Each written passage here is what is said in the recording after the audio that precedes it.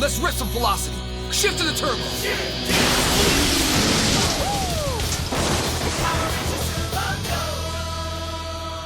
So about 2 years ago, I made a video giving my very in-depth thoughts on the original Mighty Morphin Power Rangers movie. As a massive fan, I stated I had quite a number of gripes with it in the context of the universe that is pre-established in the first 2 seasons, but even nowadays, I still consider it to be my biggest guilty pleasure film of all time. And even with its mixed reception from critics, it's received cult status from fans of the show and 90s kids alike.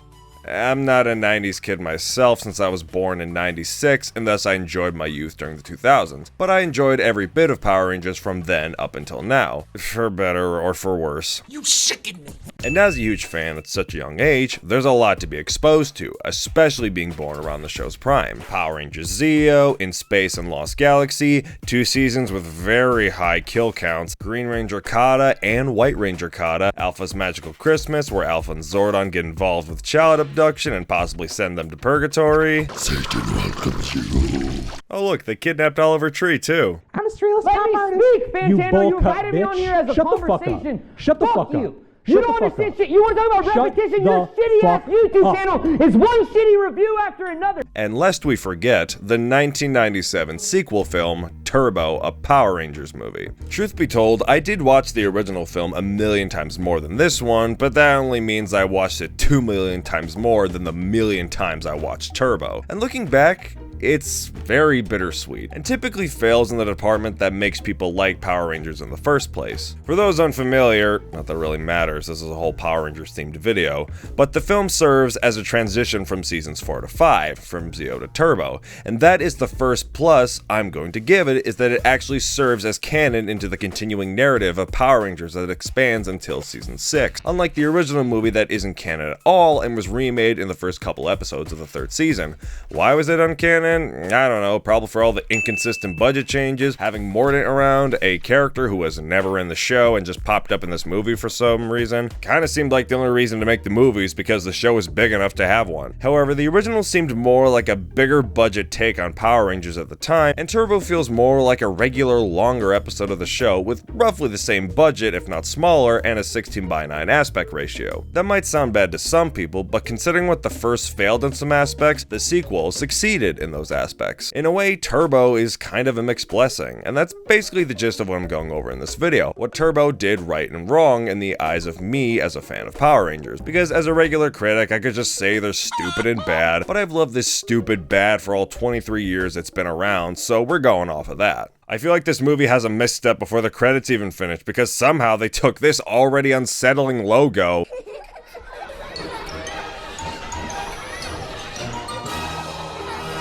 and made it even more unsettling and creepy in the movie's opening.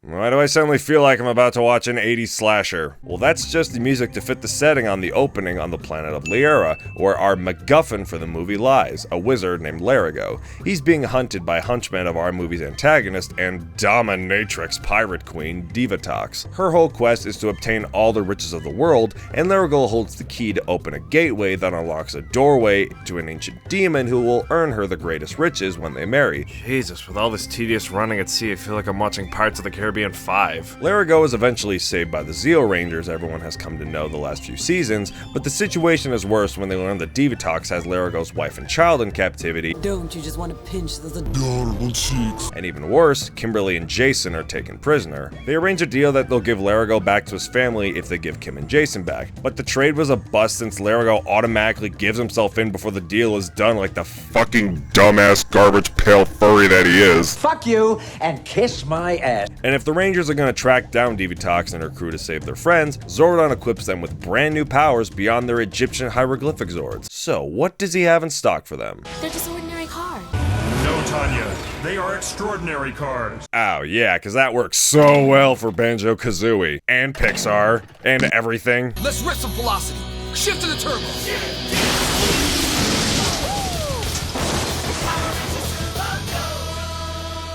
As mentioned before, the movie feels just like the show, just with a few minor tweaks. For one, they're sticking to their guns by using the spandex and not the bulky suits from the first movie for continuity's sake, and because those suits were at least 40 pounds to fight in. Can you imagine fighting in those for over 150 episodes? I think I've lost about 10 pounds this season.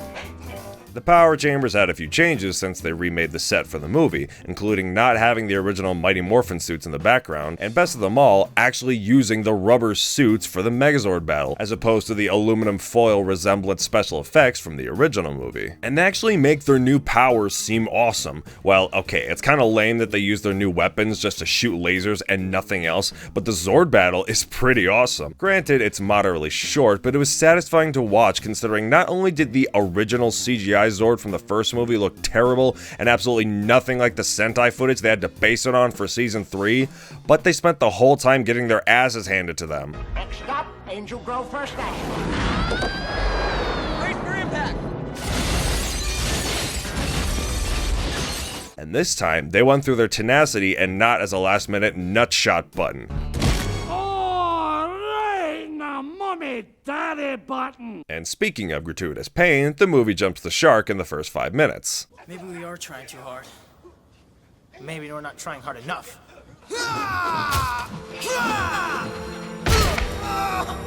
Oh, come on, Rocky. You threw yourself off a ledge in the last movie. Adam isn't always gonna be there to catch you. Now, come on, this can't keep going on forever, can it?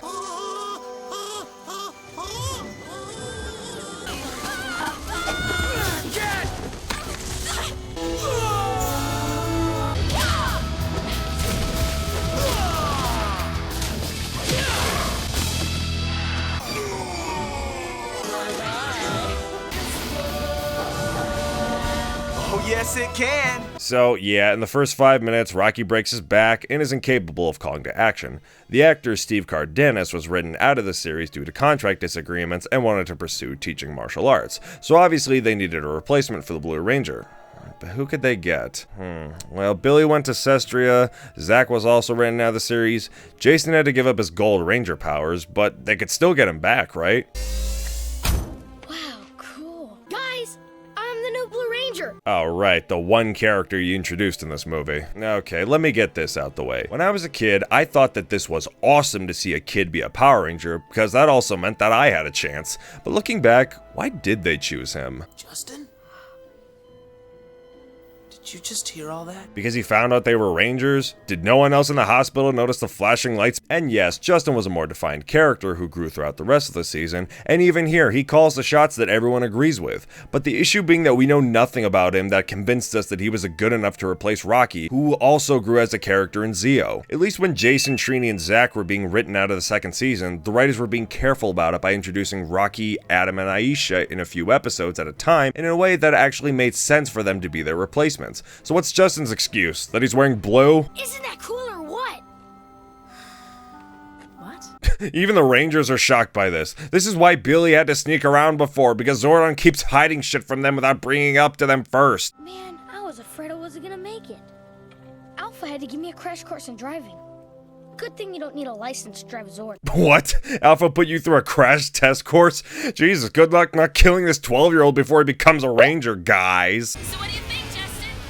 Wow, can we do that again? Justin, for the love of God, please don't try to be the Jake Lloyd before the actual Jake Lloyd. Now this is pod racing.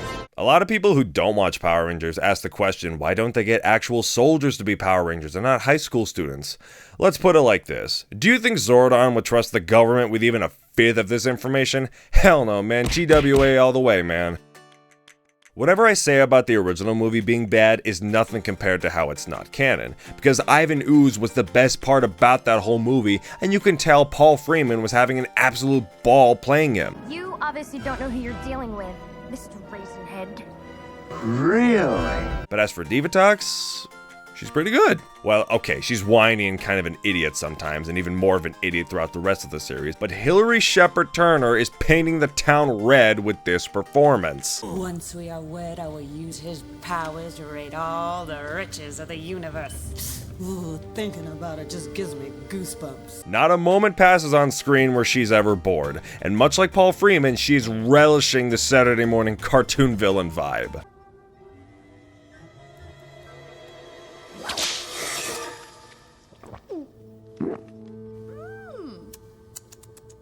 she can make eating a fly look fun, something Paul Freeman is already good at. Also, hello, someone brought a thick cup for those sweater muffins, but those were saved for the baby since Hilary Shepard Turner was on maternity leave for the first half of the season and was temporarily recast by Carol Hoyt, who eventually played Demetria, which also brought up a lot of fan theories that Divatox and Demetria were sisters, and when the world was purified at the end of In Space, she, Rita, and Zed were turned into humans because they were capable of love. That's only a theory, but I would so buy into that. Hey, you know what the first movie was missing that this one delivers? Bulk? Skull? You are speaking to us? Bulk and Skull. Thank you for Bulk and Skull. Truth be told, they had some good material in the first 10 minutes of the first movie, but you never saw them again until the last half hour, and they were treated like background characters. But here, they treat them just like how the show would. They have a messy gag with Lieutenant Stern, even though they quit in Zeo, but whatever. And even better, they utilize them for what they were supposed to do in the first movie, being brainwashed by the main villain and used for a lot of their traditional gags. My name is Antonio. You are speaking to us? Who is this Bulk and Skull? Plus, I don't know why, but this reaction from Bulk always makes me laugh. Next thing you know, we're snack food for some monster with the munchies. Munchies? I don't even get the joke, but Paul Schreier's face and that chord hit just do it for me. They get themselves into even more hijinks when they get washed up on the island. Oh look, the natives in their natural habitat. Coming for dead ass! But the rest of the natives come after them, and Bulk and Skull handle it in the best way they know how.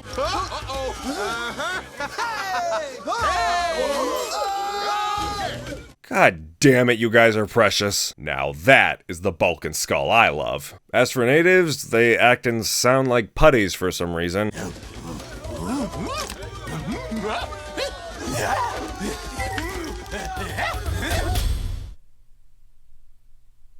Nope. Now let's get to the meat of this Power Rangers movie, the actual Power Rangers. Row, row, row your boat gently down the stream.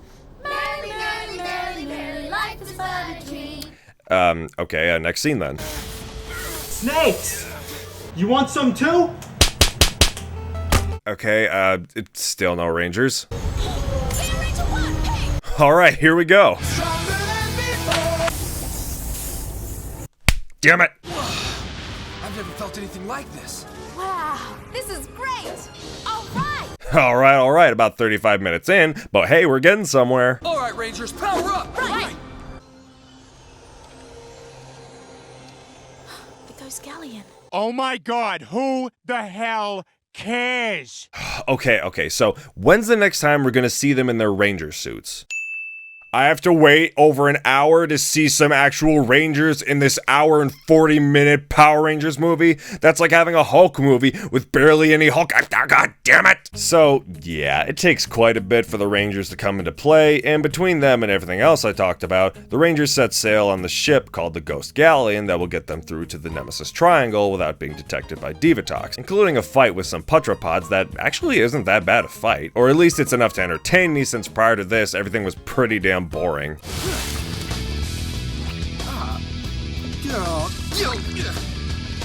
Hey, remember when I said the effects from the first movie were bad? There it is.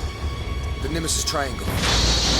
It's incredible. No, it's not. I don't even know what the hell I'm looking at. It looks like an FMV cutscene from a 90s PC game. Look, parts of the ship weren't even properly cut out, and that's all polygonal. Oh, I'm gonna be sick. Oh yeah, Kimberly and Jason are still in this, and it is kind of nice seeing them together though. Jason is still strong-hearted like the leader he once was, and Kimberly is just kind of there. She's mainly here because the actress Amy Jo Johnson was signed on for a 2-movie contract, so she's here to pay her debt. And sure, it takes forever to have any semblance of Power Rangers to show up, but when they do... Shift to the turbo.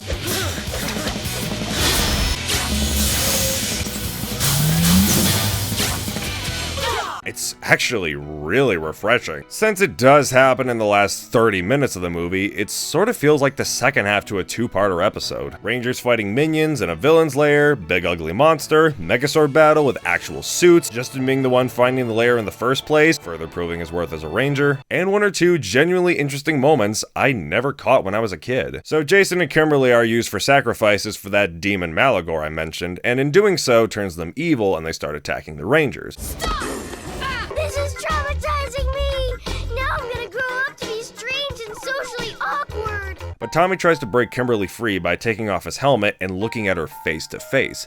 And goddamn, that's gotta be hard for him since he hasn't seen her since she left in season 3, and in that time she broke up with him through a letter. It doesn't work on her, but that's such an emotional weight when you think about it. And immediately following that, Jason is beating up on Tommy, and does this seem familiar? A ranger under an evil spell trying to destroy the Red Ranger? The tables have turned so much they're flying off their hinges and out the window. Like, that is actually really awesome that the roles are now reversed, and you can tell Tommy can see the familiarity in Jason's actions under the spell all too well. Now I'm the one with the muscles and the power! I'll even go as far as to say that's Jason having some secret grudge against Tommy for taking his place as the leader. Again, because Zordon tells them nothing. Also, why does Malagor look exactly like Dark Spectre from In Space? I'm just gonna assume that they had this costume lying around and they decided to use it, but people make theories that the two of them are actually twins. If that's the case, then not only is Dark Spectre the Grand Monarch of Evil,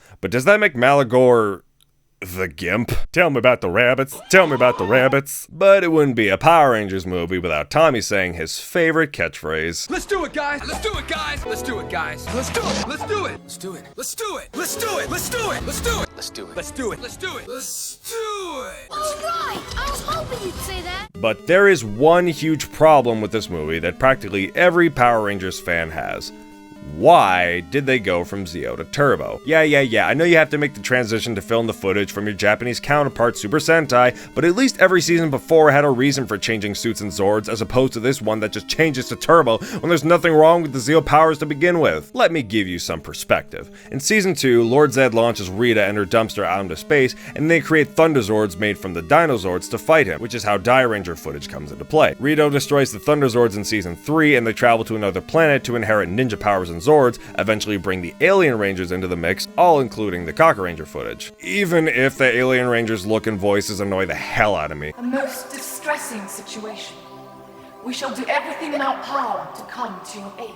Why did they have to be aliens to begin with? Why couldn't they just be ninjas? Why couldn't they be ninjas that didn't have pulsating brain heads and warbled voices that sound like they're underwater? Rangers of Aquadon, full power! Power of water! Power of light! Powers unite! That just makes me want to fucking drown you. But anyway, at the end of season 3, the command center blows up, but at the start of season 4, they find the Zeo crystal and the debris and are taken to a new power chamber underground, and the crystal supplies them with their Zeo power, and the season ends with them still with their powers intact, aside from Jason, who had to give up his Gold Ranger powers. But they still have their powers, and for once, don't need something for a last resort, or in this case, a last resort. But why in this case did they have to go from Zeo to Turbo? There was nothing wrong with the Zeo powers to begin with.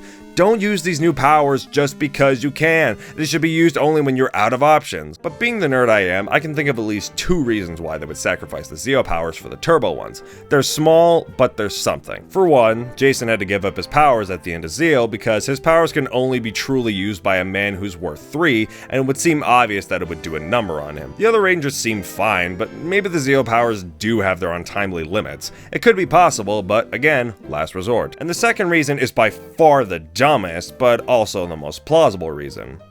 The Zeo powers aren't waterproof. How else would you explain Kat trying to morph when she's falling off a cliff but her powers short circuit when they hit water? Sure, in Dino Thunder, Tommy fought Zeo Ranger 5 in some water, but that was all in his head presumably. And maybe, just maybe, considering they have to travel across the ocean to save everyone, they need subterranean vehicles, but they should only be used for this one mission if the Zeo powers are still usable. It even works underwater. But no, we'll just save them for the 10th anniversary special.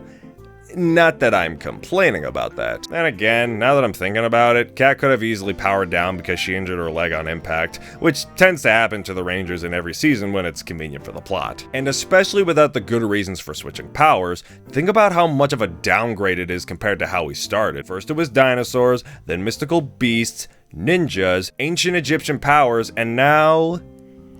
cars. Ka-chow!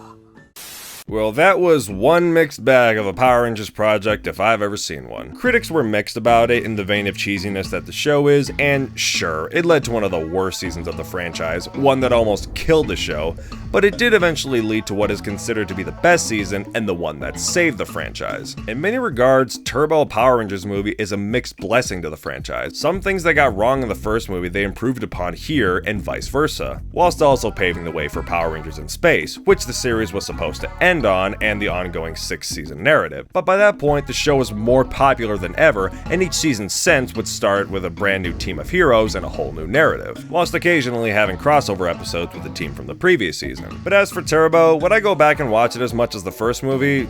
Not really. Frankly, aside from the nostalgia and the last half hour, it's mostly boring in comparison. But the most interesting thing about it is that the original cut of this movie was supposed to be 3 hours long, meaning an extra 80 minutes unbeknownst to the public, aside from a few still shots and some info leaked on the internet, including this still from the back of the VHS and this frame from the book where Tommy and Kat fight a crocodile with a flamethrower.